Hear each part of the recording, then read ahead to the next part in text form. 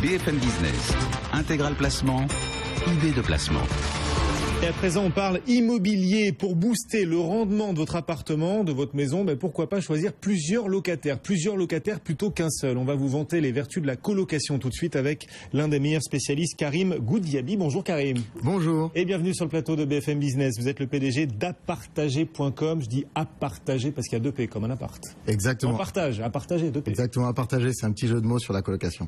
Vous êtes le leader de la colocation sur le marché français, c'est ça? Oui, et également le leader sur le marché mondial puisqu'on opère dans 25 pays. On a lancé cette activité en 99 des États-Unis, de New York précisément.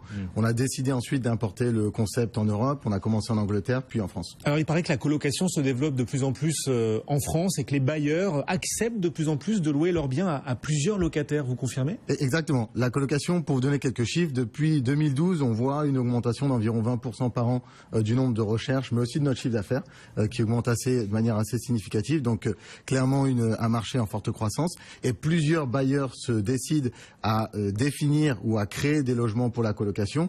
On a entendu parler de Nexity il n'y a pas très longtemps, qui a lancé des programmes pour la colocation, mais aussi des bailleurs plus institutionnels comme Action Logement par exemple, qui a décidé de dédier des budgets importants à la colocation. On a aussi les HLM qui mettent un certain nombre de leurs biens à disposition de la colocation. Bon, alors on comprend l'intérêt pour les locataires de se mettre à plusieurs. D'abord, c'est sympa d'être en colocation, on vit ensemble à plusieurs, comme dans les séries télé, comme dans Friends, en gros. Ça permet de payer peut-être un peu moins. Quel est l'intérêt, en revanche, côté bailleur? Voilà, je suis propriétaire d'un bien immobilier. Pourquoi ai-je intérêt à choisir plusieurs locataires plutôt qu'un seul? Okay. L'intérêt est multiple. Il y a, je dirais, une durée des baux de colocation qui sont en général plus courts que les baux de la location. Ce qui permet pour un bailleur d'avoir une rotation et de pouvoir je dirais, bénéficier de hausses de loyer. Donc ça, c'est plutôt une bonne chose. La deuxième chose, c'est que, en général, les colocataires acceptent de payer davantage que dans la location, puisqu'ils recherchent un budget complet, un budget pour une chambre, avec les frais d'internet, les dépenses ménagères, etc. Et donc, l'agrégation de ce budget-ci est souvent supérieure au budget de la location. D'accord. Donc si je loue mon appartement 3 pièces par exemple, avec 3 chambres, à plusieurs locataires, ils vont chacun accepter de payer un peu plus cher au mètre carré que si je louais cet appartement à un seul locataire. Oui, et pour ça, c'est assez difficile de donner des chiffres très très précis parce que il faudrait regarder la taille de la chambre, est-ce que les chambres sont de la même taille, est-ce que on a les mêmes règles, etc. Mais parfois, par exemple, il y a un couple dans une grande chambre, parfois il y a une personne dans cette chambre aussi, et donc le loyer s'ajuste à la chambre et non plus seulement au prix total de l'appartement. Voilà. Et on note une augmentation en général d'1 ou 2 points de rentabilité de la colocation par rapport à la location traditionnelle. D'accord. 1 ou 2 points de rentabilité en plus dans une colocation que dans une location traditionnelle. Ouais. Intéressant pour les bailleurs. Ceci dit, on ne va pas se cacher derrière notre petit doigt. Il y a aussi des craintes de pas mal de bailleurs à laisser leur appartement à plusieurs locataires en même temps. Par exemple, d'abord les lourdeurs administratives peut-être. Il y a plusieurs locataires, donc peut-être plusieurs baux à rédiger. Totalement. Alors, je pense qu'il faut tordre le cou un petit peu à la réputation de la colocation étudiante type auberge espagnole. C'est plus du tout ça. Pour vous donner un exemple, sur le premier trimestre de l'année, la majeure partie des colocataires sont des jeunes professionnels. Ces gens-ci souhaitent trouver un logement, être dans un logement et vivre dans ce logement de manière totalement traditionnelle.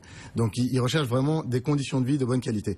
Une colocation quand même, on peut se dire que voilà, ils sont plusieurs, ils s'entendent bien, ils vont faire la fête 2 fois par semaine, ça peut faire peur à un propriétaire. Oui, sauf que je pense qu'au final, en vivant en communauté, on se doit souvent d'être encore plus discipliné que lorsqu'on vit dans un appartement tout seul. Oui. En colocation, il y a des règles à respecter, il y a une charte de colocation entre les colocataires, il faut s'assurer qu'on va arriver à la bonne heure, partir à la bonne heure, ne pas faire trop de bruit, etc. Donc finalement... Les colocataires peuvent être plus respectueux du bien qu'un locataire seul en fait. Personnellement, je le pensais. Pour avoir vécu en colocation longtemps en Angleterre, puisque c'est là-bas que nous sommes basés, je peux vous garantir qu'il y avait beaucoup de règles dans notre colocation.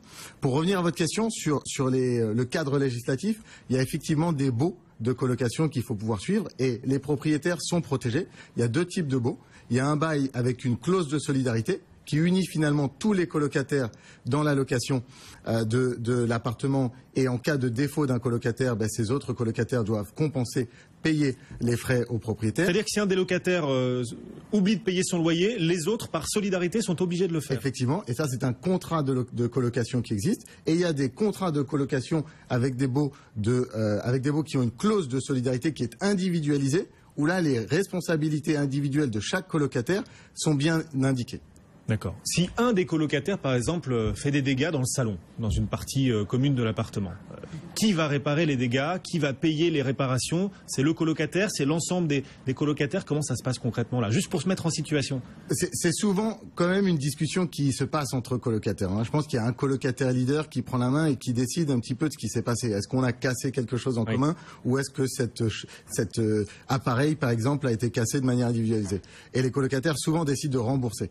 Il y a une caution, comme dans toute location. Les colocataires souhaitent protéger leur caution, et donc en général paient de manière automatique. Bon, une autre crainte que peut avoir un bailleur, c'est voilà, je suis bailleur, j'ai plusieurs locataires, plusieurs colocataires. Bon, je les connais forcément moins bien individuellement. Si j'ai 3 colocataires, je les connais pas aussi bien que si j'en avais un. Du coup, il y a peut-être un peu moins de complicité entre le propriétaire et son colocataire, et peut-être le risque de voir, pourquoi pas, un colocataire s'en aller avant la fin du bail. C'est un risque peut-être plus grand dans le cadre d'une colocation que dans le cadre d'une location simple. Je dirais que c'est possible, mais au final, c'est assez similaire à la location. Dans la location, souvent, il y a un couple. Le couple, il y a l'un des partenaires du couple qui est le leader dans la gestion de l'appartement. Et c'est un peu la même chose dans la colocation. Il y a souvent un colocataire leader. Après, l'avantage du bail de colocation à clause individuelle, c'est de permettre au propriétaire de savoir qui sont les personnes qui sont dans son logement. À lui aussi de maintenir un contact régulier avec ses différents locataires. Et il y a par exemple des applications sur le net qui sont très intéressantes, qui permettent aux propriétaires de maintenir un contact régulier avec leurs colocataires.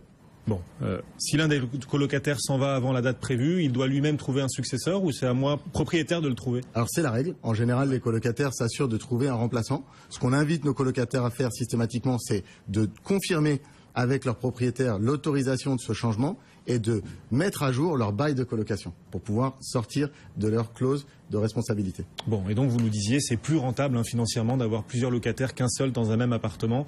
C'est vrai que des films comme L'Auberge espagnole, ça fait de la pub pour la colocation auprès des jeunes, mais pas forcément auprès des propriétaires, en effet. Parce que on se dit, j'ai plusieurs locataires, ils vont faire la fête, ils vont faire n'importe quoi de mon appartement, et vous nous dites c'est de moins en moins le cas. Exactement, c'est de moins en moins le cas. On remarque quand on demande à nos colocataires quelles sont leurs motivations. La motivation principale n'est plus uniquement la motivation financière, c'est-à-dire de payer moins cher, mais au contraire de pouvoir vivre ensemble. Ça, c'est important.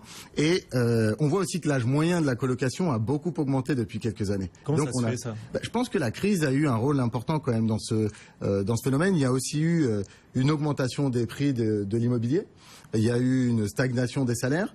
Il y a eu un mouvement, une migration urbaine de plus en plus importante. Et donc tous ces gens-ci qui souhaitent finalement trouver un logement, souhaitent vivre dans des conditions assez traditionnelles. Aujourd'hui, la colocation n'est plus réservée aux étudiants. Vous vivez à Londres, vous nous disiez, vous avez vécu en colocation à Londres. Là-bas, c'est quelque chose d'extrêmement banal compte tenu des prix de l'immobilier.